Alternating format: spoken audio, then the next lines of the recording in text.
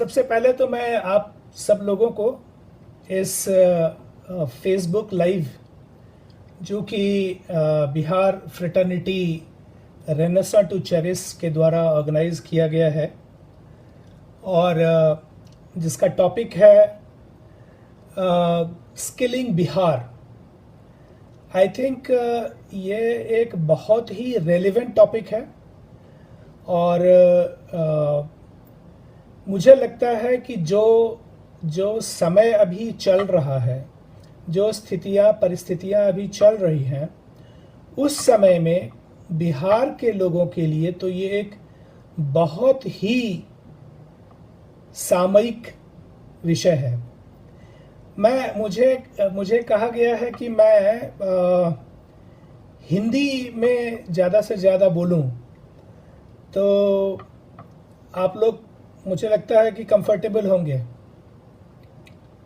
Hello, आवाज़ नहीं आ रही है? नमस्कार अभिषेक जी।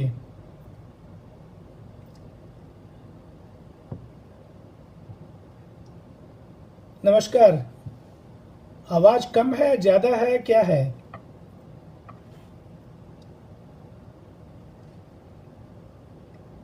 हाँ, सोनी सुगंधा जी, स्वागत है आपका भी। आवाज़ आ रही है। Thank you Dinesh. जय हिंद सोनी जी। गुड। ऐसा है कि सबसे पहले मैं अपना एक छोटा सा परिचय दे दूं। मेरा नाम तो अमर झा है, जो आप सब लोग इस सेशन में ज्वाइन किए हैं तो पता होगा। लेकिन उसके साथ ही साथ मैं ये भी बता दूं कि मैं भी बिहार से हूं और बिहार के मिथिला से हूं। तो मैथिलियो हम बाजि सकै छी। हमर एक्चुअल घर जे अछि से भागलपुर जिला में आबैया। तो भागलपुर जिला में अंगिका बोली जाती है, तो हमें अंगिको बोले सकै छी। हमरा जरूर पता है कि आप लोग सब लोग जब जर्मनी में रह रहे हैं तो भारत को जरूर मिस कर रहे होंगे, क्योंकि मैं भी काफ़ी दिनों तक एक एनआरआई के स्टेटस में रहा, तो बड़ा मिस करता था मैं भारत को। तो आशा है आप लोग भी ज़रूर मिस करते होंगे और इसके लिए हम जब कनेक्ट हो रहे हैं तो आपका बहुत बहुत स्वागत है इस प्रोग्राम में। कार्तिकेय मैथिली जी, ओके, हेलो। तो ऐसा है कि मेरा जो जीवन है, मेरा जो व्यक्तित्व है, वो बिल्कुल एक चरैवेती जो कहते हैं उसी पे आधारित है। और जनरली ये जो परिवर्तन है, ये परिवर्तन निरंतर हमारे जीवन का एक अंग रहा है। मेरा जन्म हुआ बिहार में और भागलपुर जिले में मेरा घर था और भागलपुर बाद में बट गया और बट के बांका बन गया। तो हमारा भागलपुर जिला में जो घर था वो अब बांका जिला में हो गया। और दूसरी चीज कि पहले मेरा घर था बिहार में। हमारी पढ़ाई लिखाई सब हुई थी धनबाद में, सिंधरी में। तो पहले वो बिहार में होता था, वो बट गया, तो फिर हम हो गए झारखंड के। तो ये बिहार और झारखंड, जो ये परिवर्तन भी हमारे एक जीवन में, पहले तो जिला का भागलपुर से बांका और इसके बाद राज्य का जो बिहार से झारखंड हो गया। जहाँ तक मेरा करियर है, मैं वो भी मेरा चरैवेती के हिसाब से ही है कि मैंने अपनी पढ़ाई लिखाई तो यहाँ ख़त्म की। सेंट जेवियर्स में पढ़ाई किया मैंने। इसके बाद मैं आईआईटी बीएचयू चला गया, वहाँ से मैकेनिकल इंजीनियरिंग 1984 में मैंने कंप्लीट किया। और इंडिया में भी काम किया, ओएनजीसी के साथ काम किया। और इसके बाद मैं इंडिया से बाहर चला गया। तो 1998 ऑनवर्ड्स काफ़ी समय तक बाहर रहा। 2016 में हम फाइनली इंडिया लौट के आए। और इसके बाद जब तक विदेश में रहा, बहुत सारी कंपनी थी। कोई ब्रिटिश कंपनी थी, कोई कैनेडियन कंपनी थी, कोई अमेरिकन कंपनी थी। और लास्ट में मैं एक ब्रिटिश कंपनी के साथ उनके डायरेक्टर में था। मैं यहाँ जब इंडिया आया तो फिर मैं चीफ एग्जीक्यूटिव ऑफिसर का रोल लिया झारखंड सरकार के साथ, और वहाँ as a CEO Jharkhand skill development mission के साथ जुड़ा रहा। ह्यूमन रिसोर्स हमारा बड़ा ही फेवरेट सब्जेक्ट रहा, और काफ़ी हमारा पैशन रहा कि कैसे हम लोगों को, ह्यूमन रिसोर्सेस को कैसे डेवलप कर सकते हैं, उनको कैसे, ह्यूमन रिसोर्स जो है, ह्यूमन कैपिटल जो है, इसको कैसे मैक्सिमाइज किया जा सकता है, इस पर हमारा ज़्यादा ध्यान रहता था। तो इसके बाद जब मैं इंडिया लौट के आया 2016 में, तो झारखंड सरकार के साथ मुझे एक बड़ा चहेता सा असाइनमेंट मिल गया। वो है CEO Jharkhand skill development mission. और स्किलिंग एक पैशन रहा मेरा, और लोगों को, जो कमज़ोर वर्ग के लोग हैं, कमज़ोर तबके से आते हैं, पिछड़े हैं, उन लोगों का कौशल विकास करके और उनको रोजगार से जोड़ने का काम हमने स्टार्ट किया। ये मेरा एक जॉब नहीं था, ये मेरा एक पैशन था जिसको हमने खूब एंजॉय किया। तो उसी संदर्भ में आज हम बात करेंगे स्किलिंग की, कौशल विकास की।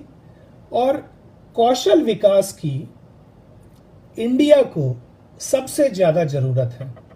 आप सब लोग सुनते रहते होंगे डेमोग्राफिक डिविडेंड।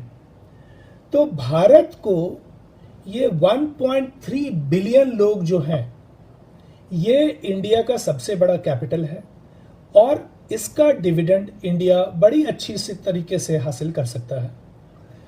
और उसको हासिल करने के लिए जो मंत्र है वो कौशल विकास का है। अब ये कौशल विकास जो है, ये आज से नहीं चला आ रहा। कौशल विकास भारत में बहुत समय से चला आ रहा है, लेकिन पिछले कुछ सालों में इसने काफ़ी रफ्तार पकड़ी है।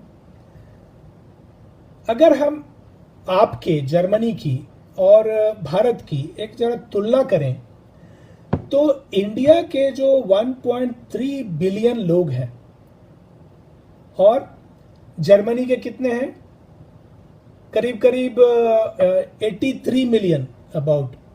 तो 83 मिलियन जर्मनी के लोग हैं, उसकी बजाय उसके अगेंस्ट में भारत में 1.3 बिलियन लोग हैं।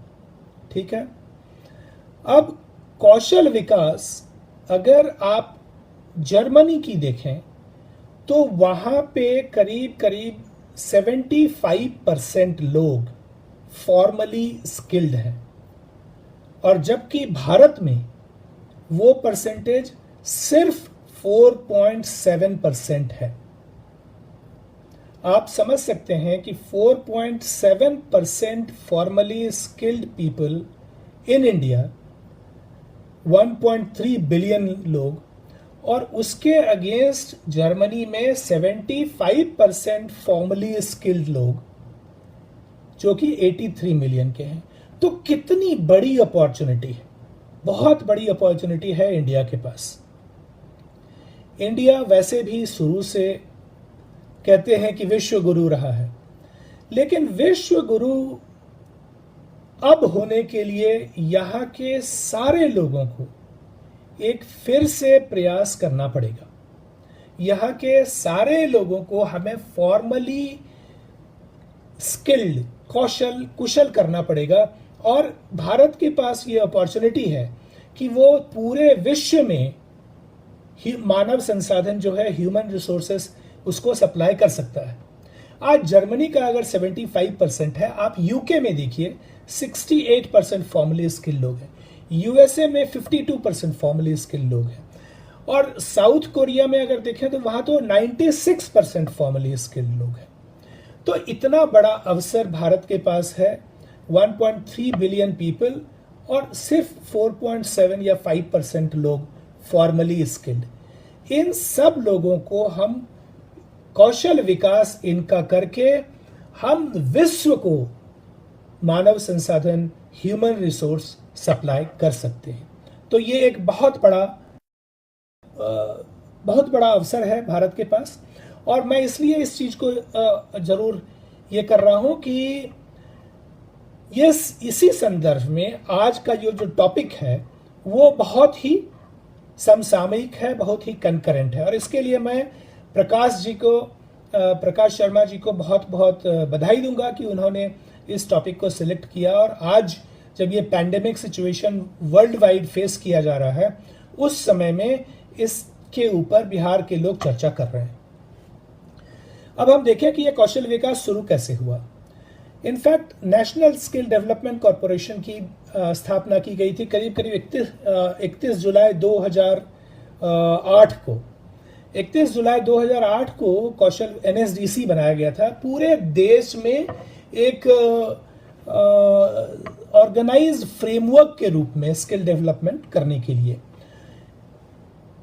इसके बाद जी हाँ, तो इसके बाद स्किल NSDC बनने के बाद जब मोदी जी आए, जब ये सरकार आई, उस समय में काफी फोकस दिया गया इस चीज के ऊपर। और फॉर्मली मोदी जी ने एक स्किल इंडिया मिशन 15 जुलाई 2015 को स्टार्ट किया था कि उसमें, ताकि हम ज्यादा से ज्यादा, इंडिया के पास जो अपॉर्चुनिटी है ये स्किलिंग की, तो इसको कैपिटलाइज करने के लिए मोदी जी ने स्किल इंडिया मिशन लाया था।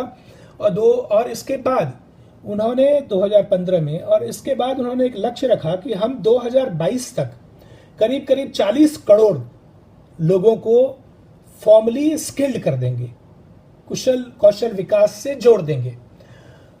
कई तरह के प्रोग्राम स्टार्ट किए गए, लेकिन जो सबसे महत्वपूर्ण प्रोग्राम भारत का है वो है प्रधानमंत्री कौशल विकास योजना, PMKVY। तो प्रधानमंत्री कौशल विकास योजना NSDC की तरफ से पूरे भारत में चलाया जाता है। उसके साथ ही साथ और भी प्रोग्राम है, जैसे कि उड़ान का है, उड़ान प्रोग्राम है। इसके बाद पॉलिटेक्निक्स चल रहे हैं, वोकेशनलाइजेशन ऑफ एजुकेशन के प्रोग्राम चल रहे हैं, संकल्प चल रहा है जो कि स्किल एक्विजिशन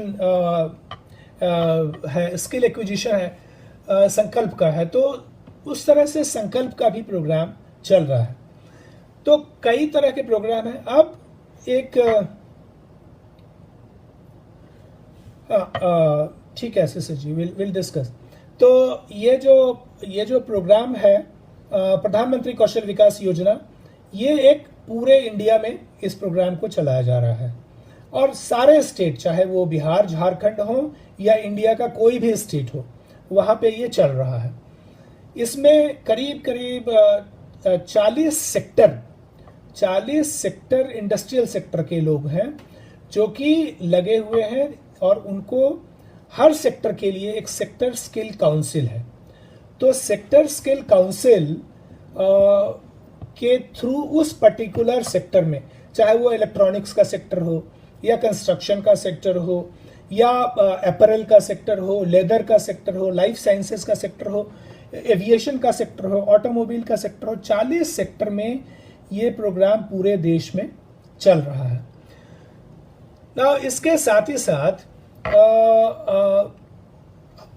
हर स्टेट में एक स्किल मिशन बनाया गया है। तो बिहार में भी एक बिहार स्किल डेवलपमेंट मिशन है, और जहां मैं था झारखंड में भी एक झारखंड स्किल डेवलपमेंट मिशन है। हर मिशन, क्योंकि यहाँ पे जो केंद्र में है, उस सरकार ने सोचा कि एजुकेशन बेसिकली तो एक कंकरेंट लिस्ट का सब्जेक्ट है, तो उसी तरह स्किल डेवलपमेंट भी जो है वो एक कंकरेंट टॉपिक होना चाहिए। और हर स्टेट जो है, वो स्टेट अपनी आवश्यकता को, अपनी ज़रूरतों को ज़्यादा अच्छी तरह समझता है, और वहाँ किस चीज़ की ज़रूरत है, किस स्किल की ज़रूरत है, वहाँ के लोग किस तरह की ट्रेनिंग करना चाहते हैं, किस स्किल में जुड़ना चाहते हैं, वहाँ के इंडस्ट्रीज़ की क्या ज़रूरत है, इन सब चीज़ों को देखने के लिए हर स्टेट में एक स्किल डेवलपमेंट मिशन सेटअप किया गया। तो झारखंड में Jharkhand skill development mission society है, और बिहार में बिहार स्किल डेवलपमेंट मिशन है। ये मिशन सरकार के किसी न किसी डिपार्टमेंट के साथ जुड़ा हुआ है। अब ये जो है ये थोड़ा सा हर राज्य में अलग अलग है। जैसे झारखंड की बात करें तो Jharkhand skill development mission society जो है वो हायर एजुकेशन के साथ जुड़ा हुआ है। हायर एजुकेशन और skill development and technical education, ये तीनों ही एक डिपार्टमेंट में आते हैं। जबकि बिहार की बात अगर हम करें तो बिहार में ये लेबर डिपार्टमेंट के अंतर्गत आता है। तो कई जगह चूंकि वो किस डिपार्टमेंट में प्लेस्ड है उसके हिसाब से यहाँ की जनरली डिपार्टमेंट का फोकस और स्किल डेवलपमेंट का फोकस थोड़ा थोड़ा अलग अलग भी रहा है। जहाँ झारखंड में टेक्निकल एजुकेशन के साथ हायर एजुकेशन के साथ जुड़ा है तो वो कॉलेज के साथ मिलकर कभी कभी स्किल डेवलपमेंट कोर्सेज चला रहे हैं। जैसे झारखंड का एक कोर्स है skill excel, employability excellence with college education and learning excel.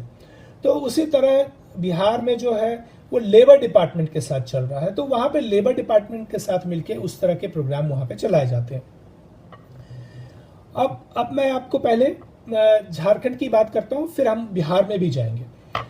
तो झारखंड में कौशल विकास करीब करीब 2016 से करीब स्टार्ट हो गया था फुल स्केल में। 2017 में मैं वहां गया और इसके बाद पहले क्या थी वहां पे स्टेट में एक थोड़ा सा माहौल ऐसा था कि लोग कहते थे कि अरे कौशल विकास में कुछ काम भी होता है कि नहीं होता है, ये सब फर्जीवाड़ा तो नहीं है, यहाँ पे लोगों को रोजगार लगता है कि नहीं लगता है, कौन मॉनिटरिंग करता है, कौन देखता है, क्या स्टैंडर्ड है, क्या क्वालिटी है। तो बहुत सारी चीजें थी जो कि जमीन पे लोगों से सुनना पड़ता था। तो वहां की सरकार ने एक पाथ ब्रेकिंग डिसीजन लिया कि हम जो है टिपिकल जो आईएएस ऑफिसर चलाते हैं स्किल डेवलपमेंट मिशन को, उसकी जगह हम एक कॉरपोरेट से एक सीईओ लेके आते हैं और उसको एक फ्री हैंड देते हैं कि आप स्किल डेवलपमेंट स्टेट में इंडस्ट्रीज के हिसाब से चलाओ। और उसी पॉलिसी के तहत मैं वहाँ गया था और मेरा बैकग्राउंड बेसिकली इंडिया ओवरसीज में कॉरपोरेट का ही बैकग्राउंड था। और जबकि बिहार में ऐसा नहीं है, बिहार में वहाँ पे जो सीईओ हैं बिहार स्किल डेवलपमेंट मिशन के उस समय में जो थे वो दीपक सिंह सर थे। तो दीपक सिंह साहब चला रहे थे वहाँ पे स्किल मिशन को, अभी सुधीर कुमार साहब चला रहे हैं। तो इस तरह से अलग अलग राज्यों में अलग अलग ये चल रहा है। तो उसके बाद ये जो यहाँ पे हम लोगों ने क्या स्टार्ट किया कि झारखंड में हम स्किल को इंडस्ट्री के हिसाब से जोड़ते हैं और उसको जॉब के साथ जोड़ते हैं। तो जॉब का इम्फेसिस देने के लिए काफ़ी फोकस दिया गया और वहाँ की सरकार ने उस समय कहा कि आप यहाँ पे एक जब नया वर्ष शुरू होगा, करीब करीब 12 जनवरी स्वामी विवेकानंद का जन्मदिन है, उस समय में कहा गया कि आप एक 25,000 लोगों को जॉब दीजिए। तो काफ़ी प्रयास किया गया, स्किल मिशन के ने कोशिश की, सारे सरकार के डिपार्टमेंट ने कोशिश की और उन सब लोगों ने मिलके जॉब पे काफ़ी फोकस दिया। हालांकि हम उसमें काफ़ी हम लोगों को परेशानी भी हुई, कुछ खामियां भी हुई, तो इन सब चीज़ों को भी हम आगे बात करेंगे। तो उस समय 12 जनवरी 2018 को झारखंड सरकार ने करीब करीब 25,000 की जगह 26,674 जॉब ऑफर दिए थे। उसमें कुछ लोगों ने ज्वाइन किया, कुछ लोगों ने नहीं ज्वाइन किया, ये सब चीज़ें हैं जो हम आगे बात करेंगे। इसके साथ ही साथ फिर जब ये एक अच्छा परिणाम लोगों को नजर आया, लोगों को देखने लगा कि नहीं कुछ जॉब लगते भी हैं इसमें, ऐसा नहीं है कि सब ऐसे ही चल रहा है, कोई देखने वाला नहीं है। तो वहाँ की सरकार ने कहा कि अगले साल हम 1 लाख जॉब ऑफर देंगे। तो उस पर भी स्किल मिशन ने काम किया और अगले बार 1,06,619 जॉब ऑफर सरकार के सारे डिपार्टमेंट ने मिलकर के दिया था। तो उसमें भी कई तरह की कठिनाइयां आई, कई तरह के गैप्स हुए। तो कौशल विकास जो झारखंड में चल रहा है वहां पे कुछ स्कीम के तहत चल रहा है, जिसे कि हम कहते हैं कि एक सक्षम झारखंड कौशल विकास योजना है, एक मेगा स्किल है। मेगा स्किल एक बड़े स्केल में चलता है, जो मोदी जी का स्केल स्पीड एंड स्टैंडर्ड है कि एक बड़े स्केल में कौशल विकास होना चाहिए, बड़ी तेजी से होना चाहिए और एक क्वालिटी स्टैंडर्ड का होना चाहिए।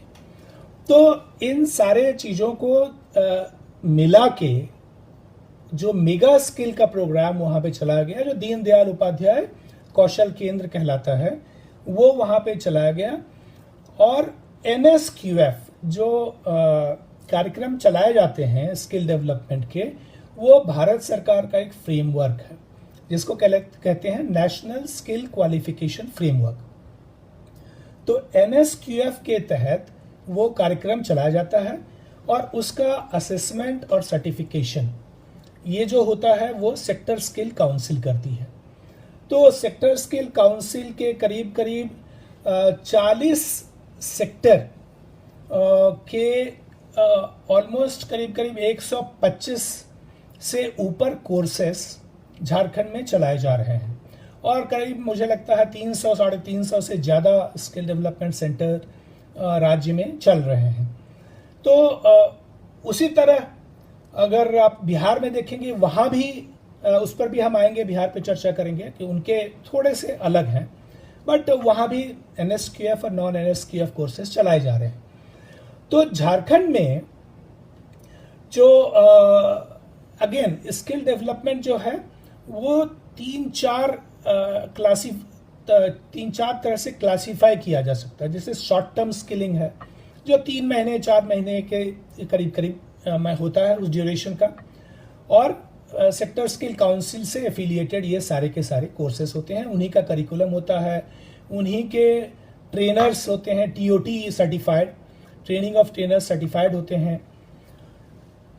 दूसरी चीज जो है कि लॉन्ग टर्म स्किलिंग भी होता है। जैसे हमारे स्किल डेवलपमेंट का अगर देखेंगे, रीढ़ जो है वो तो लॉन्ग टर्म स्किल डेवलपमेंट है, जो ITIs हैं या पॉलिटेक्निक्स हैं।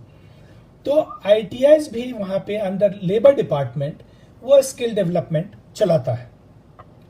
तो ITIs के अंदर अभी चलाते हैं, इसके बाद पॉलिटेक्निक्स भी चलाते हैं। इसके बाद कुछ गवर्नमेंट के डिपार्टमेंट्स हैं वो भी चलाते हैं, जैसे दीनदयाल उपाध्याय ग्रामीण कौशल योजना है जो रूरल डेवलपमेंट चलाता है, NULM है जो अर्बन लाइवलीहुड मिशन का है, तो वो अर्बन डेवलपमेंट डिपार्टमेंट चलाता है। उसी तरह हुनर से रोजगार तक है, तो टूरिज्म डिपार्टमेंट का। तो इससे अलग अलग डिपार्टमेंट जो है वो भी अपने अपने कौशल विकास का कार्यक्रम चलाते हैं अपनी जरूरतों के हिसाब से।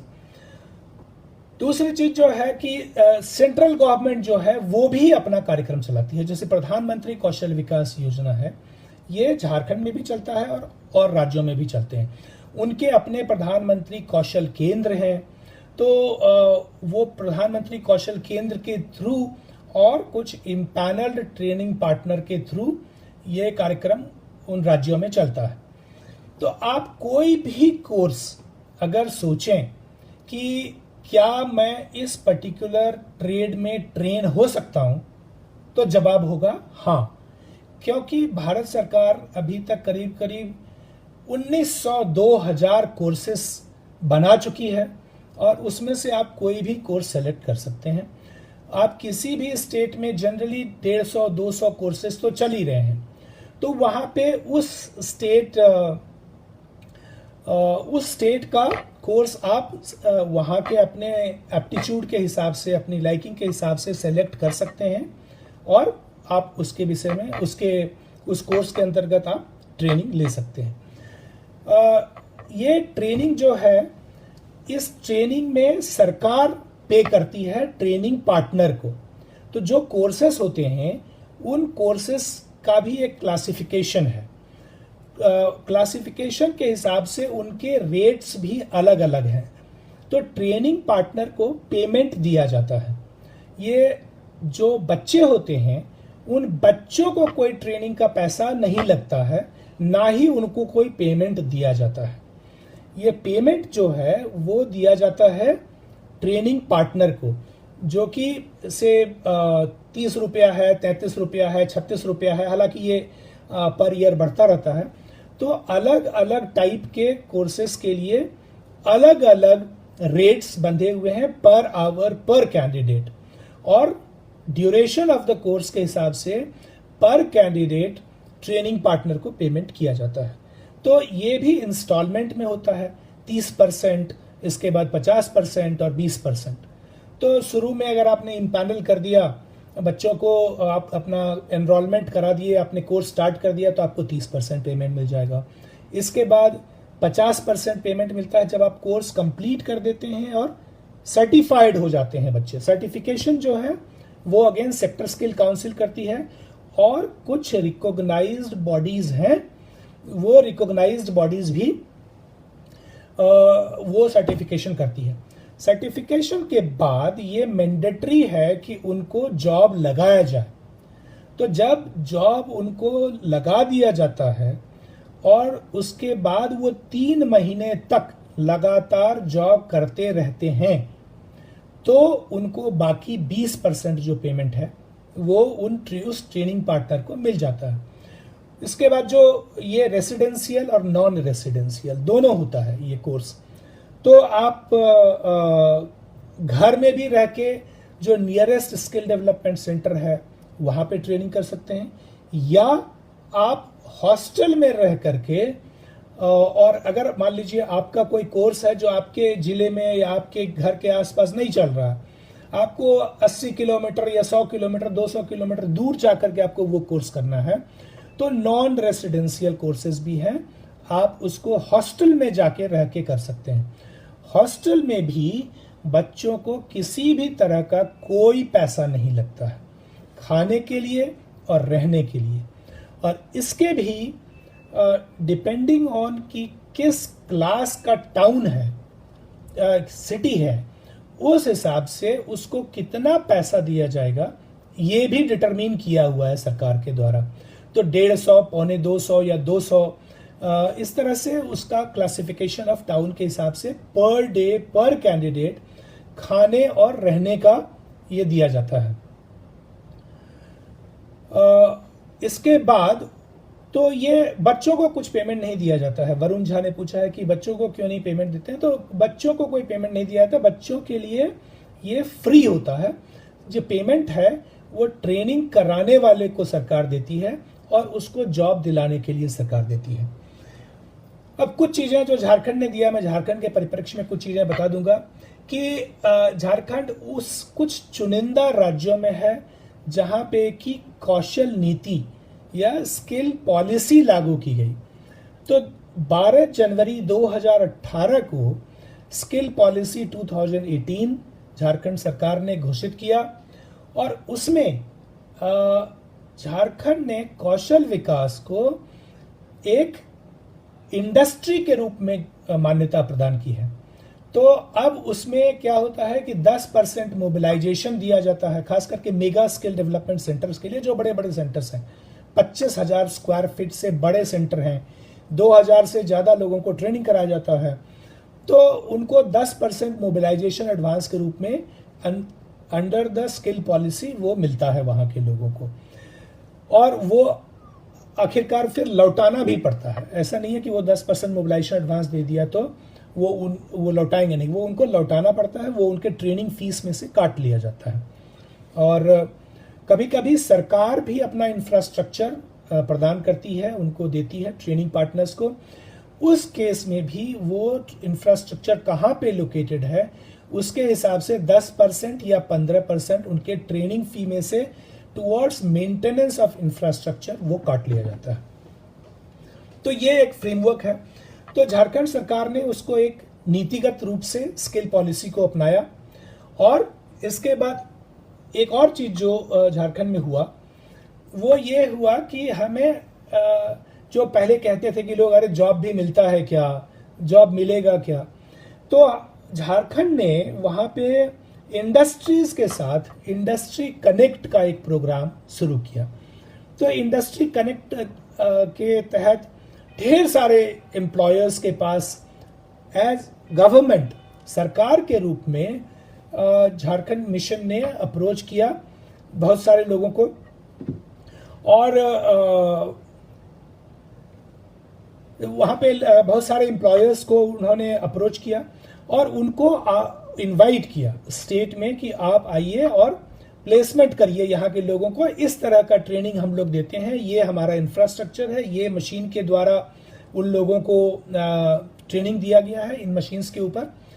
तो इस तरह से ये पहले तो झारखंड में ही जो इंडस्ट्रियल हब्स हैं, जैसे जमशेदपुर है, बोकारो है, धनबाद है, रांची है, इन सब जगहों में झारखंड स्किल डेवलपमेंट मिशन जा करके वहाँ के इंडस्ट्रीज के साथ, एमएसएमईज के साथ मिल करके और ये किया कि आप यहाँ पे आइए और हम स्किल डेवलपमेंट सेंटर में जा करके बच्चों का इंटरव्यू करिए और वहाँ से उनको प्लेसमेंट करिए।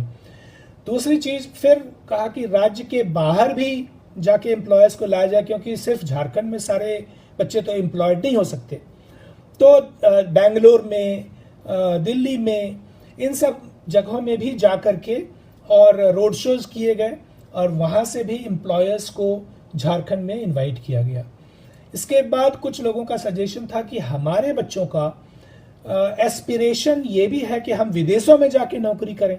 तो इनफैक्ट दुबई में भी जाकर के एक रोड शो किया गया, जहाँ पे कि वहाँ के एम्प्लॉयर्स को कहा गया कि आप झारखंड आए और झारखंड से यहाँ पे बच्चों को आप रिक्रूट करें और अपने यहाँ हायर स्केल में, हायर सैलरीज में एम्प्लॉय करें। तो इस तरह से बहुत तरह, इसके साथ ही साथ क्या हुआ कि अगर आप बाहर बच्चों को भेजना चाहते हैं तो आपको वर्ल्ड क्लास का ट्रेनिंग देना पड़ेगा। तो वर्ल्ड क्लास का ट्रेनिंग देने के लिए झारखंड ने प्लान बनाना शुरू किया कि हम बाहर की कंपनी के साथ मिल करके और हम ट्रेनिंग देते हैं, हम स्किल डेवलपमेंट कराते हैं। तो जैसे ITE सिंगापुर है, institute of technical education Singapore है, उनके साथ झारखंड सरकार का एक जॉइंट वेंचर हुआ, एक कोलैबोरेशन हुआ, एग्रीमेंट साइन किया गया और उसके साथ वहाँ पे प्लान बना कि हम उनके साथ मिलकर के वर्ल्ड क्लास, वर्ल्ड स्टैंडर्ड का ट्रेनिंग देंगे और उनको हम बाहर प्लेस करेंगे। उसी तरह एक agreement Emirates driving institute Dubai के साथ भी हुआ कि हम उनको ट्रेन करके ड्राइवर का जॉब बाहर देंगे। तो उनको बाहर भेजने के लिए एमिरेट्स ड्राइविंग इंस्टीट्यूट के साथ भी हुआ, फिर यूके स्किल के साथ भी हुआ, इसके बाद स्फीवेट के साथ, Swiss Federal Institute of Vocational Education and Training, SFIVET के साथ भी हमारा एग्रीमेंट हुआ। हालांकि बहुत सारी ट्रेनिंग टेक ऑफ अभी तक नहीं कर पाई हैं, मैं तो अभी वहाँ नहीं हूँ, लेकिन कुछ टेक ऑफ नहीं हो पाई है, कुछ पाइपलाइन में है, कुछ प्रोसेस में है, सरकार बदल गई है, तो अभी उसका वो चल रहा है। उन सारे ट्रेनिंग के साथ साथ सॉफ्ट स्किल पे भी बहुत सारा फोकस सरकार ने दिया, क्योंकि हमने वहाँ पे ये देखा था कि जो झारखंड के बच्चे हैं, खास करके जो ट्राइबल बच्चे हैं, वो जो बाहर अगर आप देखें, गुड़गांव जाएंगे, बैंगलोर जाएंगे, दिल्ली जाएंगे, मुंबई जाएंगे, तो वो वहाँ के बच्चों से compete नहीं कर पाते थे। तो इसलिए झारखंड के सारे कोर्सेस में सॉफ्ट स्किल का जो कंपोनेंट है वो बढ़ा दिया गया। तो जैसे कि पहले हर कोर्सेस में 40 घंटे का सॉफ्ट स्किल का प्रोग्राम होता है, जिसमें कि language skills, computer skills, communication skills, तो ये सब होते हैं। मेगा स्किल सेंटर्स में इसको 160 घंटे का कर दिया गया। तो 160 घंटे का जो है उसका भी करिकुलम करके बना के और पूरे ट्रेनिंग ड्यूरेशन में उनको सॉफ्ट स्किल की ट्रेनिंग मिलने लगी और इसका काफ़ी ये भी हुआ, काफ़ी इफेक्ट भी हुआ कि मेगा स्किल सेंटर्स में एम्प्लॉयर्स को अच्छे बच्चे मिलने लगे, वो अच्छे से अपने आप को कम्युनिकेट कर रहे थे और इसके बाद वो कर रहे थे। तो उसके साथ ही साथ वर्ल्ड स्किल कंपटीशन भी ऑर्गेनाइज किया गया। अब इन सब चीज़ों के साथ साथ जो है वर्ल्ड स्किल कंपटीशन जब पहली बार झारखंड अरेंज किया तो उसमें ये हुआ कि हम पहले तो था नहीं, पहली बार झारखंड ने उसमें पार्टिसिपेट किया और बच्चों को वर्ल्ड स्किल के हिसाब से भी तैयारी करने लगे। आई थिंक हाँ, अब हम थोड़ा सा यहाँ से डिविएट करेंगे और let us talk about Bihar skilling. तो बिहार का जो स्किलिंग है वहाँ भी करीब करीब ऐसा ही पैटर्न है। वहाँ एक चीज़ है कि कुछ कोर्सेज जो हैं वो NSQF हैं और कुछ नॉन NSQF हैं। मतलब कि नेशनल स्किल क्वालिफिकेशन फ्रेमवर्क के आधार पे है, कुछ नॉन NSQF है। वहाँ का जो एक माननीय मुख्यमंत्री का जो एक 7 निश्चय जो आप लोग जानते होंगे, तो उसमें 7 निश्चय में ये बच्चों को जो कौशल विकास के साथ जोड़ना है, ये भी एक निश्चय में आता है। और एक कार्यक्रम वहाँ पे चल रहा है जो काफ़ी पॉपुलर है, काफ़ी लोग किए भी हैं, वो कहलाता है KYP, कौशल युवा प्रोग्राम। तो ये एक 240 घंटे का 120 मॉड्यूल्स का, और हर मॉड्यूल 2-2 घंटे का होता है। तो ये वहाँ पे 240 घंटे के कोर्सेज होते हैं। और इस प्रोग्राम के अंतर्गत करीब 1600 स्किल डेवलपमेंट सेंटर 534 ब्लॉक में ये खोला गया है। और अब तक करीब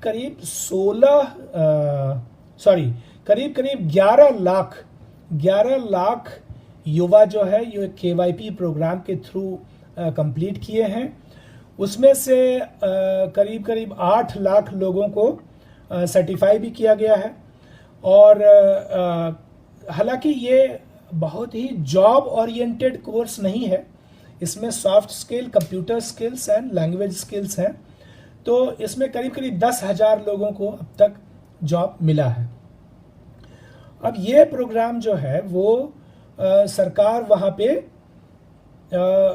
जो MKCL है, महाराष्ट्र नॉलेज कॉरपोरेशन लिमिटेड, उनके साथ मिल करके ये वहाँ पे एज अ नॉलेज पार्टनर वो झारखंड सरकार के साथ ये काम चल रहा है वहाँ पे। तो एक तो KYP है, दूसरा वहाँ साथ ही साथ डोमेन स्किलिंग भी है। तो डोमेन स्किलिंग जो है वो बिहार सरकार के 15 डिपार्टमेंट जो हैं, सरकारी डिपार्टमेंट जो हैं, वो सबके साथ मिल करके, प्लस जो सरकारी इंस्टीट्यूशंस हैं जैसे इंडो डैनिश टूल रूम है, इसके बाद जाके ATDC है, तो इस तरह के जितने CPET है, तो इन सब लोगों के साथ मिल करके वहाँ पे अलग अलग NSQF और नॉन NSQF ये दोनों तरह के प्रोग्राम, इंडस्ट्री के साथ भी मिल करके, सेक्टर स्किल काउंसिल के साथ भी मिल करके ये कार्यक्रम वहाँ पे चल रहा है। तो जो डोमेन स्किलिंग है उसमें भी करीब 1 लाख लोग इनरोल्ड हैं, 1 लाख बच्चे ऑलरेडी इनरोल्ड हैं। 50,000 लोगों का ट्रेनिंग हो के सर्टिफिकेशन कर दिया गया है, और करीब 8,000 लोग जॉब उसमें मिला है। एक और जो बिहार का प्रोग्राम है, अच्छा प्रोग्राम है, and Bihar pretty much बोस्ट्स of it, काफ़ी ही एस्पिरेशनल प्रोग्राम है, वो है RTD का, रिक्रूट ट्रेन एंड डिप्लॉय। तो उसमें रिक्रूटमेंट पहले हो जाती है, तो उसमें आप जॉब ऑफर लेके आओ बच्चों को कि हाँ ये इस कंपनी में, इस डेजिग्नेशन में, इस रोल में उनका एम्प्लॉयमेंट होगा, फिर आप उनको ट्रेन करो, फिर आप उनको डिप्लॉय करो। तो ये RTD मॉडल भी है, और इसमें करीब 400 बच्चे जो हैं वो फॉरेन में भी डिप्लॉय हो चुके हैं, और 700 बच्चे जो हैं वो 700 बच्चे करीब इंडिया में जगह जगह डिप्लॉय हुए हैं। तो RTD का प्रोग्राम है। उसके साथ ही साथ एक नया प्रोग्राम चला है कि BSCFA, Bihar state competency for financial assessment. तो वो बेसिक असिस्टेंस, बेसिकली वो GST वगैरह जब आया था तो GST के लोगों की बड़ी ज़रूरत थी। तो बहुत सारे चार्टर्ड अकाउंटेंट्स, बहुत सारे कमर्शियल ऑर्गेनाइजेशंस, बहुत सारे CA प्रोफेशनल्स, इन सारे लोगों ने मिलकर के और ये BSCFA का प्रोग्राम अभी स्टार्ट किया था। अभी जस्ट स्टार्ट हुआ है, बहुत सारा ट्रेनिंग तो अभी नहीं हो पाया है उसके अंतर्गत। उसके साथ ही साथ PMKVY जो है, मैंने पहले कहा था कि प्रधानमंत्री कौशल विकास योजना के तहत भी बिहार में बहुत सारा ट्रेनिंग ऑलरेडी चल रहा है। तो ये है। अब हम थोड़ी सी चैलेंजेस की बात करें। हम सिर्फ अचीवमेंट नहीं कहते जाएंगे। तो चैलेंजेस जो है वो ये है, सबसे बड़ा चैलेंज जो है वो है कि सारे के सारे प्रोग्राम में ड्रॉप आउट्स बहुत ज़्यादा है। ये ड्रॉप आउट्स जो है हर स्टेज पे है। मतलब बच्चों को जब ट्रेनिंग पार्टनर्स या ट्रेनिंग सर्विस प्रोवाइडर्स वो जाके मोबिलाइजेशन के लिए गांव में जाते हैं, पंचायत में जाते हैं, वहाँ जब उनको मोबिलाइज करके लाते हैं तो कुछ बच्चे, जब मोबिलाइजेशन हो गया तो कुछ बच्चे तो ट्रेनिंग सेंटर के आते आते तक ही भाग जाते हैं, उनको ट्रेनिंग ज्वाइन करना ही नहीं है। तो उसमें करीब करीब 10% तो 10-15% बच्चे तो बोलेंगे हमें कोई कौशल विकास नहीं करना है, हमें सब ये बकवास है, हमें कुछ स्किल डेवलपमेंट से लेना देना नहीं है, हमें ये नहीं करना है। तो वो वहीं से ड्रॉप आउट हो जाते हैं। कुछ बच्चे जो ज्वाइन करते हैं, ज्वाइन करने के बाद पूरा कोर्स ही कंप्लीट नहीं करते हैं। तो उसमें 10-15%, 20% बच्चे तो जो अगर 300 घंटे का कार्यक्रम है, 350 घंटे का कार्यक्रम है, उसमें से कुछ लोग तो वहीं ड्रॉप आउट हो जाते हैं। जो कंप्लीट करते हैं, कंप्लीट करने के बाद बहुत सारे लोग कहेंगे कि मुझे जॉब नहीं करना है, या कहेंगे कि मुझे हायर एजुकेशन में जाना है, मुझे अभी नौकरी नहीं करनी है। कुछ लोग कहते हैं कि मुझे यहाँ से बाहर नहीं जाना है, हमें बिहार में ही नौकरी चाहिए या झारखंड में ही नौकरी चाहिए, तो वो बाहर नहीं जाना चाहते। कुछ लोगों का है कि जॉब मिल भी गया तो ज्वाइन नहीं करेंगे, ज्वाइन नहीं करेंगे क्योंकि यहाँ बाहर जाना पड़ता है, सैलरी कम है, यह बहुत घंटे की ट्रेनिंग है, बहुत घंटे का जॉब है। बहुत लोग ज्वाइन करने के बाद भी लौट के आ जाते हैं कि वहाँ जाएंगे, ज्वाइन करेंगे और इसके बाद कहेंगे नहीं नहीं ये मेरे पसंद का जॉब नहीं है, यहाँ पे खाना ठीक नहीं है। क्योंकि बिहार झारखंड के बच्चों का खाने का भी एक अलग अपना स्वाद है। अब जब वो साउथ में जाते हैं या दूसरी जगह जाते हैं तो वहाँ उनको सांभर और वो अच्छा नहीं लगता, तो वहाँ से वो ड्रॉप आउट होकर लौट आते हैं।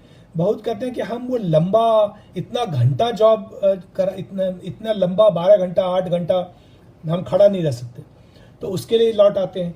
कुछ लोग कहते हैं कि मुझे घर की याद आ रही है, उसलिए लौट आते हैं। तो ये आप देखेंगे कि ड्रॉप आउट्स जो है ये हर स्टेज पे है। और इस ड्रॉप आउट का जब हमने एक एनालिसिस किया, बहुत हर स्टेट में ऑलमोस्ट ये प्रॉब्लम चल रहा है और सरकार बहुत चिंतित है, क्योंकि पैसा खर्चा करने के बाद भी अगर वो बच्चे वहाँ से लौट आते हैं तो फिर वो प्रोग्राम सक्सेसफुल नहीं होता है। किसी भी स्टेज में ड्रॉप आउट हो जाए तो वो सक्सेसफुल नहीं होता है, तो इससे काफ़ी नुकसान होता है। कई जगह ये हुआ कि इसको बच्चों के एप्टीट्यूड से जोड़ के उनकी स्किलिंग कराई जाए। अभी क्या होता है, जब मोबिलाइजेशन होता है, मान लो किसी को कंप्यूटर सीखना है, वेल्डिंग का जॉब, तो वो तो मान लीजिए किसी को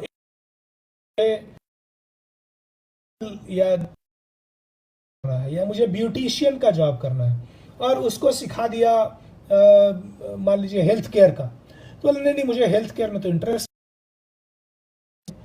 तो एप्टीट्यूड लिंक स्किलिंग, एक एप्टीट्यूड टेस्ट होना चाहिए कि उस बच्चे की रुचि किस में है, उसकी अभिरुचि किस में है, और इसके बाद ही उस रुचि के अनुसार ही उसको ट्रेनिंग दी जानी चाहिए। तब वो उसको इंटरेस्ट बना रहेगा, लाइफ लॉन्ग इंटरेस्ट बना रहेगा, तो वो ड्रॉप आउट होने के चांसेस कम है, वो रिड्यूस हो जाएंगे। भारत सरकार का प्रोग्राम है स्किल साथी का, जो बहुत इन द फील्ड तो नहीं है, लेकिन स्किल साथी का एक एप्टीट्यूड टेस्ट का है। लेकिन बहुत सारे ट्रेनिंग एप्टीट्यूड टेस्ट करके वो जोड़ने की कोशिश कर रहे हैं। दूसरी चीज क्या है कि स्किल प्रीमियम नहीं मिलता। आज भी जब वो बच्चे ट्रेन हो जाते हैं सॉरी स्किल डेवलपमेंट हो जाता है, फिर भी एम्प्लॉयर जो है वो उनको वही मिनिमम वेजेस एक्ट के हिसाब से ही पैसा देते हैं। तो अब उनको अगर 8,000 10,000 ही मिलेगा तो बोलेंगे कि हम क्यों फिर स्किल डेवलपमेंट किया ना किया, तो हमें कुछ फ़ायदा तो हुआ नहीं। तो वो स्किल प्रीमियम जो मिलना चाहिए वो इंडस्ट्री अभी भी देने को तैयार नहीं है। वो मिनिमम वेजेस एक्ट के हिसाब से ही चलते हैं। बहुत कम बच्चे हैं जिनको कि एक अच्छा प्रीमियम मिल पाता है कि हाँ इसने ये कोर्स कंप्लीट किया है तो इसको 2,000 रुपया या 5,000 रुपया हम ज़्यादा पे करेंगे। ये अभी भी नहीं हो रहा है। तीसरी चीज़ ये है, वो क्यों नहीं हो रहा है, ये है कि इंडस्ट्री का कहना है कि अभी भी जो ट्रेनिंग कराए जा रहे हैं, स्किल डेवलपमेंट के कोर्सेज कराए जा रहे हैं, वो हमारी एक्सपेक्टेशन को मीट नहीं करते। तो उनके करिकुलम को, उनके जॉब डिस्क्रिप्शन को मीट नहीं करते हैं। तो इस कारण से ये हो रहा है कि वो कहते हैं हमें तो ले जा करके फिर से बच्चे को ट्रेन कराना पड़ता है, हमें अपने एनवायरनमेंट में, हमें अपने मशीन पे। इसलिए जब मुझे भी 2-3 महीने ट्रेन कराना है तो मैं क्यों प्रीमियम दूं। तो ये एक गैप है। जो कोर्सेस हैं, करिकुलम है, इसको इंडस्ट्री के हिसाब से ट्यून करना, उसको उस हिसाब से ट्रेन करना, ताकि ये बच्चे जब ट्रेन होके, स्किल डेवलपमेंट होके और वहाँ जाएं तो डे 1 से वो उनके लिए प्रोडक्टिव साबित हो, एफिशिएंट साबित हो। तो प्रोडक्टिविटी, एफिशिएंसी, इफेक्टिवनेस, रिलायबिलिटी, ये सारी चीज़ें जो हैं ये इंडस्ट्रीज़ को अगर मिलेंगी तो फिर वो शायद स्किल डेवलपमेंट करना चाहें। चौथी चीज़ क्या है कि माइग्रेशन एक बड़ा इशू है, और अभी तो एक रिवर्स माइग्रेशन वाला की भी बात हम लोग करेंगे। माइग्रेशन एक बड़ा इशू है कि सारे के सारे बच्चों को बिहार में जॉब तो मिलता नहीं। अब वो उनको जाना पड़ेगा गुड़गांव, जाना पड़ेगा बेंगलोर, चेन्नई, हैदराबाद, तो इन सब जगहों में जाना पड़ता है, लुधियाना। तो ये कहते हैं हम वहां जाकर के 10,000 रुपया अगर कमाएंगे तो हम अपने बिहार में ही करेंगे। हम क्यों वहां जाकर के 10,000 रुपया कमाएं, हमें रहने में ही तो सारा पैसा खर्चा हो जाएगा, हमें खाने में तो सारा पैसा खर्चा हो जाएगा, तो हम क्यों जाएं।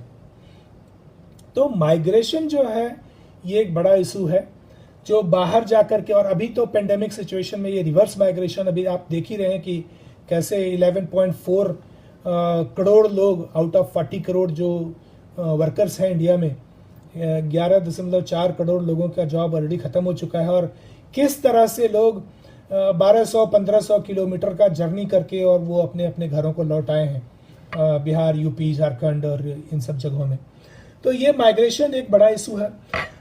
दूसरा है कि जो टेक्निकल इशू है वो है असेसमेंट और सर्टिफिकेशन का, कि जो ये बच्चे ट्रेन हो जाते हैं, अभी भी गवर्नमेंट का जो सेक्टर स्किल काउंसिल का है, ये इतना अभी भी रिसोर्सफुल नहीं हो पाए हैं कि वो सारे के सारे बच्चे जो ट्रेन हो रहे हैं उन सब का असेसमेंट हो जाए समय से, उनकी सर्टिफिकेशन हो जाए और वो सर्टिफिकेट उनको टाइम से अवेलेबल हो जाए, ताकि इंडस्ट्री में जब वो इंटरव्यू देने के लिए जाएं तो वो उनको उस हिसाब से उनका परफॉर्मेंस देख सकें। तो ऑलमोस्ट करीब करीब 50%, 60% ही एवरेज रहा है जो असेसमेंट सर्टिफिकेशन का है। और इसके लिए बहुत सारे उपाय ढूंढे जा रहे हैं अलग अलग राज्य सरकारों के द्वारा, भारत सरकार के द्वारा, सेक्टर स्किल काउंसिल के द्वारा अलग अलग असेसर्स बढ़ाए जा रहे हैं ताकि उनका असेसमेंट हो सके। और ये एक प्रॉब्लम है और इसके ऊपर काम किया जा रहा है। तो ये एक दूसरा जो डायमेंशन है कि अभी भी जो फोकस है वो है स्किल कराने का। तो हम सप्लाई ड्रिवन स्किलिंग चला रहे हैं, डिमांड ड्रिवन स्किलिंग नहीं चला रहे हैं।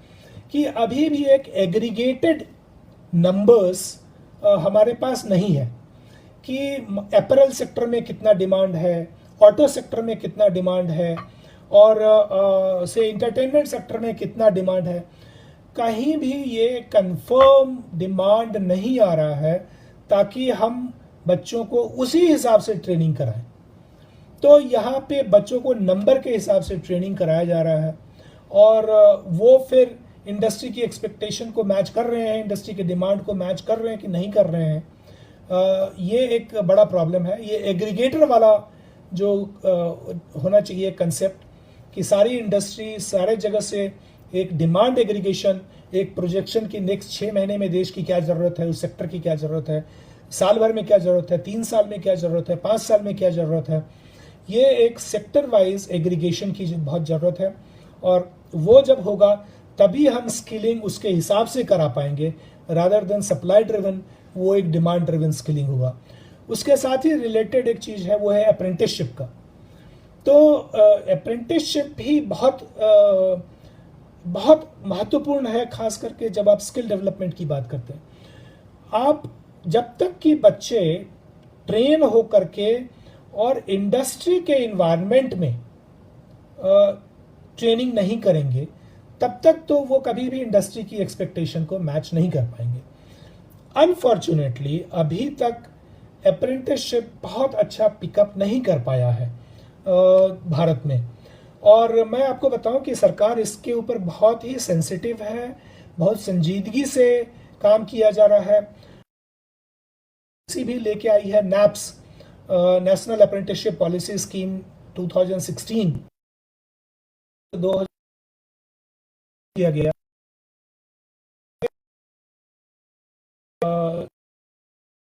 से कम है लोग, वहां तो अप्रेंटिसशिप का मैंडेटरी नहीं है, लेकिन 6 से 40 तक अगर आपके ये हैं तो अप्रेंटिसशिप फिलहाल ऑप्शनल है। और अगर 30 से ज़्यादा, 40 से ज़्यादा वर्कर्स किसी फैक्ट्री में हैं तो अप्रेंटिसशिप मैंडेटरी किया गया है। और उसमें 2.5% से लेकर के 15% तक अप्रेंटिसशिप कराना जरूरी है, मैंडेटरी है। तो सरकार इसके ऊपर फोकस कर रही है। ये अप्रेंटिसशिप 6 महीने से लेकर के 36 महीने तक, 3 साल तक का हो सकता है। और ये इंडस्ट्री के लिए भी विन विन सिचुएशन है। इंडस्ट्री भी अपने यहाँ अप्रेंटिसशिप करा के वो देख सकती है कि कौन सा बच्चा हमारे यहाँ सक्सेसफुल हो रहा है, कौन सा नहीं हो रहा है। उनको फिर बाद में जॉब दे सकती है, नहीं दे सकती है। अभी सरकार इस मामले में थोड़ा लीनियंट हो गई है। अब ये नहीं है कि आपने अप्रेंटिसशिप करा दिया तो आपको जॉब देना ही पड़ेगा, ऐसा नहीं है। आप अगर उसको अच्छा सोचते हैं, अच्छा है, तो आप उसको 36 महीने बाद, जितने ड्यूरेशन का अप्रेंटिसशिप है, आप उसको अप्रेंटिसशिप के बाद अपने यहाँ एब्जॉर्ब कर सकते हैं, नहीं भी कर सकते हैं। लेकिन अप्रेंटिसशिप एक बहुत ज़रूरत है उसकी। तो इसके ऊपर भी काम किया जा रहा है। और जो अभी पोस्ट पेंडेमिक भी मैं थोड़ी सी चर्चा कर लूँगा कि क्या क्या सिचुएशन है।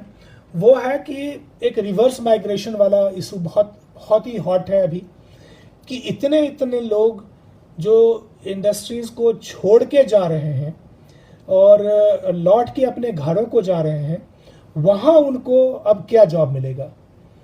तो बिहार सरकार जो है वो अभी आपने देखा होगा, मुख्यमंत्री ने जो रिटर्नीज हैं, जो लौट के आ रहे हैं, उनको उनके स्किल मैपिंग की व्यवस्था कर रही है।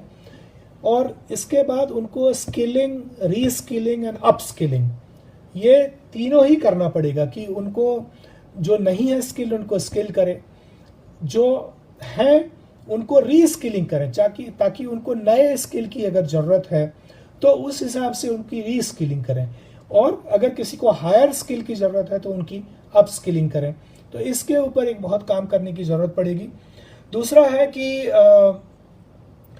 एंटरप्रेन्योरशिप के ऊपर, सेल्फ एम्प्लॉयमेंट के ऊपर काफ़ी फोकस देना पड़ेगा कि इतने लोग जो आ रहे हैं उनको सबको बिहार में तो एब्जॉर्व करना बहुत मुश्किल है। और ये कितना जल्दी लौट के फिर से अपने जगह को जा पाएंगे, ये भी एक बहुत बड़ा सवाल है। तो इसलिए उनको सेल्फ एम्प्लॉयमेंट से जोड़ना, एंटरप्रेन्योरशिप से जोड़ना, ये एक बहुत अहम मुद्दा है। इसके लिए जो है एक संकल्प जो हमने चर्चा की थी पहले, वर्ल्ड बैंक एडेड प्रोजेक्ट है। तो संकल्प के थ्रू भी हम उनको लोकल जो ज़रूरत है, लोकल ज़रूरत के हिसाब से लोकल सप्लाई, लोकल डिमांड को कनेक्ट करते हुए हम वहाँ पे एंटरप्रेन्योरशिप का ये कर सकते हैं। और बहुत सारे लोकल, जैसे कि मिथिला का है तो वहाँ मिथिला पेंटिंग की ज़रूरत है, मखाना ग्रोइंग का ज़रूरत है, कहीं ढोकरा आर्ट की ज़रूरत है या वहाँ पे है। तो इन सब चीज़ों के साथ जोड़ करके उनको ये किया जा सकता है। तीसरी चीज़ जो है वो है लोगों को फ्यूचर स्किल के लिए तैयार करना, क्योंकि अब आने वाला सिचुएशन वैसा नहीं रहेगा। आज वो सोशल डिस्टेंसिंग की ज़रूरत है, आज आपको वर्क फ्रॉम होम की ज़रूरत है। तो कैसे आप बाहर रह कर के ही आप अपना काम करें, से मैं एक सजेस्ट करने का ये कर रहा हूँ कि एक पूलिंग ऑफ वर्क हो, pooling of work and pooling of resources हो, कि बहुत सारे लोग हैं जो छोटे छोटे कंपोनेंट्स बना सकते हैं, एंसिलरीज बना सकते हैं, और जो एक कोऑपरेटिव मॉडल होता है, जो अमूल का मॉडल है, कि जगह जगह से गांव से लोग अपना दूध ले जाके एक कोऑपरेटिव में देते हैं और वहाँ से फिर प्रोडक्ट्स बनता है। तो लोग अब छोटा छोटा चीज़ कंपोनेंट्स बना सकते हैं अलग अलग इंडस्ट्री की, और अपने सोशल डिस्टेंसिंग भी हो जाएगा, वर्क फ्रॉम होम भी हो जाएगा, क्राउडिंग भी नहीं होगी, एंटरप्रेन्योरशिप भी हो जाएगा, और उन चीज़ों को फिर एक जगह सप्लाई किया जा सकता है। बाद में उसकी असेंबली, बाद में उसकी मार्केटिंग वगैरह की व्यवस्था करना पड़ेगा। तो pooling of supply, pooling of demand, ये एक कंसेप्ट हमें करने की ज़रूरत है। दूसरा कि फ्यूचर स्किल जो है, इंडिया की ज़रूरत, वर्ल्ड की ज़रूरत, अभी पेंडेमिक के बाद और इवन ऐसे भी जैसे टेक्नोलॉजी बदल रहा है, फ्यूचर ऑफ जॉब्स जो है, ये नेचर इसका बदल जाएगा, ये कंटिन्यूअस बदलता जा रहा है। और अब तो artificial intelligence and cyber security and in सब चीज़ों के कारण हमें और भी ज़रूरत होगी।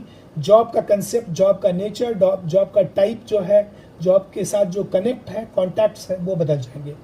तो स्किल डेवलपमेंट को हम लोगों को तैयार होना पड़ेगा कि हम फ्यूचर स्किल्स के लिए, फ्यूचर ऑफ जॉब्स जो हैं, उसके लिए अपनी तैयारी शुरू करें। तो इस तरह से हम सब लोगों को इस पेंडेमिक के बाद, इस बदलते टेक्नोलॉजी के बाद स्किल डेवलपमेंट को उस हिसाब से ओरिएंट करना पड़ेगा। बट केंद्र सरकार और राज्य सरकार इसके बारे में सेंसिटिव है। इसमें बहुत सारे चैलेंजेस हैं, कुछ चैलेंजेस की बात मैंने अपने इसमें चर्चा की है।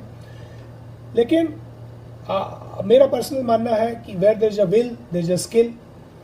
अगर विल है तो आप स्किल ट्रेन कर सकते हो, उसके हिसाब से करना पड़ेगा हमें, ये ज़रूरत है और ये उसकी आवश्यकता है। दूसरा चीज़ कि ये स्किल डेवलपमेंट, मैं जो मानता हूँ, मैं इसके लिए क्यों पैशनेट हूँ, वो इसलिए कि लोग कहते हैं कि गुरु जो है, गुरु आपको ही leads you to the success, door of success. But मेरा मानना ये है कि skill makes the key for that door. तो ये उस सक्सेस के डोर को खोलने के लिए स्किल से ही हम वो की बना पाएंगे। और इसलिए स्किल डेवलपमेंट बिहार के लिए, देश के लिए बहुत ज़रूरी है। तो इस माध्यम से मैं आप लोगों से ये अपील करना चाहूँगा कि आप आएँ, जिस किसी भी रूप में जुड़ना चाहते हैं स्किल डेवलपमेंट से, राज्य के स्किल डेवलपमेंट से जुड़ें, अपनी माटी से, अपनी मदर कंट्री से, स्टेट से, मिट्टी से जुड़ें और इसमें अपना सहयोग दें। Thank you very much. अगर कोई सवाल है तो मैं उसका जवाब देना चाहूँगा। धन्यवाद।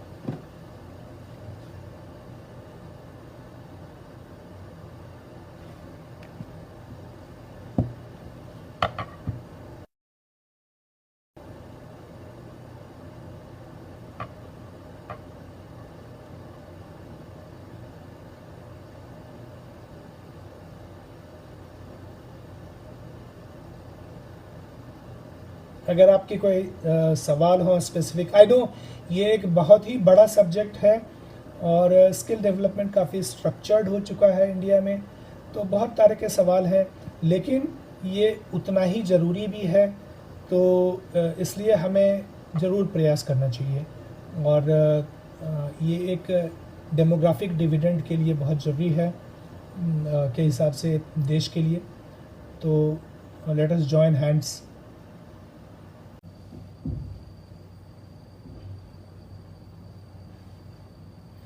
ये सही कहना है, ये भी एक बड़ा प्रॉब्लम है। फ्री ट्रेनिंग जो है, ये एक प्रॉब्लम है। इसी के कारण जो स्टेक होल्डर्स का कमिटमेंट है, ये कमिटमेंट नहीं हो पा रहा है। लेकिन अभी भी सरकार जो है वो इसे एक सोशल डेवलपमेंट के रूप में अगर मान रही है तो इसके लिए अभी फ़ी नहीं लिया जा रहा है, लेकिन पेड कोर्सेज भी बहुत सारे हैं और उसके अच्छे रिजल्ट भी आ रहे हैं बहुत जगह। तो मुझे लगता है कि ये एक combination of part fee part subsidy इस तरह से भी ट्राई किया जा सकता है। यस, शिशिर का कहना है कि क्या प्रोसेस डिफाइंड है? यस, इसके प्रोसेस डिफाइंड है और फ्रेमवर्क भी डिफाइंड है। और मुझे लगता है कि अभी भी देश में इंडस्ट्री को इसमें जुड़ने की बहुत ज़रूरत है। इंडस्ट्री बाइन अभी उतना नहीं है और जब तक कि इंडस्ट्री इस प्रोग्राम को नहीं बाय करेगी तब तक इसमें इसका सही मायने में दोनों को बेनिफिट, स्टेक होल्डर्स को और इंडस्ट्री को, दोनों को ही बेनिफिट नहीं मिलेगा। इसलिए लेकिन प्रोसेसेस मोर और लेस डिफाइंड है हर जगह से और ये सारे के सारे आपको पोर्टल पे मिल जाएंगे। एनएसडीसी का पोर्टल हो, स्टेट स्किल पोर्टल हो, ये सारे के सारे आपको वहाँ पे मिल जाएंगे।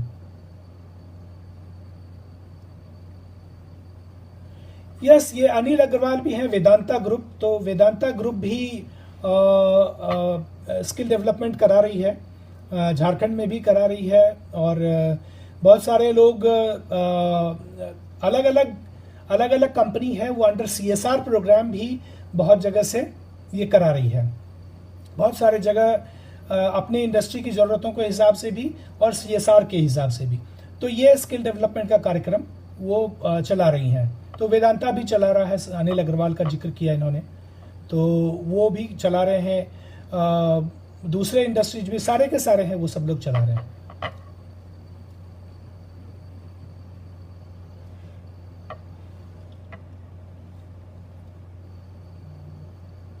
तो आप लोग जिनको कुछ और भी क्वेश्चन हो, बिकॉज मुझे कहा जा रहा है कि मैं प्रोग्राम को बंद करूं, तो आप सब लोग जो मुझे पर्सनली लिखना चाहते हैं या किसी को क्वेरी है वो आप मुझे amarjha08@gmail.com पे लिख सकते हैं और amarjha08@gmail.com amarjha08@gmail.com पे आप लिखें और मैं आपके सवालों का जवाब दूंगा। और वहाँ से अगर फिर हमें व्हाट्सएप के थ्रू बात करनी होगी तो मैं आपसे नंबर भी शेयर कर लूँगा।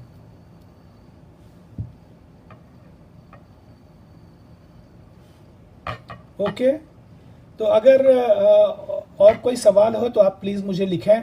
मैं फिर से ये अपील करूँगा कि प्लीज़ आप बिहार के साथ, झारखंड के साथ और भारत के साथ जुड़ें और यहाँ जो कौशल विकास है वो एक बहुत बड़ी ज़रूरत है देश की।